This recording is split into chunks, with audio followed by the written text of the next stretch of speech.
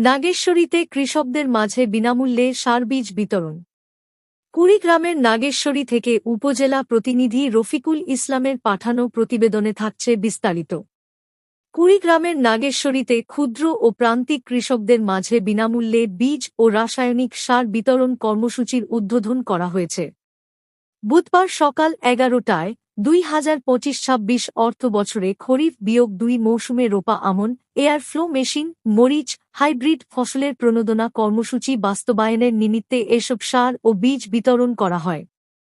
উপজেলা কৃষি সম্প্রসারণ অধিদপ্তরের আয়োজনে উপজেলা পরিষদ চত্বরে উপজেলার ৩৫০০ জন কৃষককে ৫ কেজি করে আমন বীজ, ১০ কেজি করে ডিপি ও ১০ কেজি করে এমওপি সার এবং এয়ার ফ্লো মেশিন ৪টি ও ৯০ জনকে মরিচ বীজ বিতরণ করা হয়।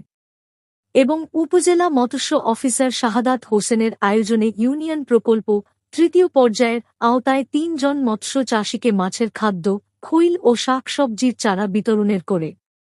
বিতরণকালে উপস্থিত ছিলেন উপজেলা নির্বাহী অফিসার এইচ.এম. খোদাদাদ হোসেন, উপজেলা কৃষি অফিসার শাহরিয়ার হোসেন, কৃষি সম্প্রসারণ কর্মকর্তা ফিরোজ হোসেন, উপজেলা বিএনপির আহ্বায়ক সহকারী অধ্যাপক গোলাম রসুল রাজা, পৌর বিএনপি সদস্য সচিব আজিজুল হক, উপজেলা জামায়াতের আমির মাওলানা আব্দুল মান্নান মিয়া, বিভিন্ন এলাকার উপকারভোগী কৃষকসহ স্থানীয় সাংবাদিকবৃন্দ।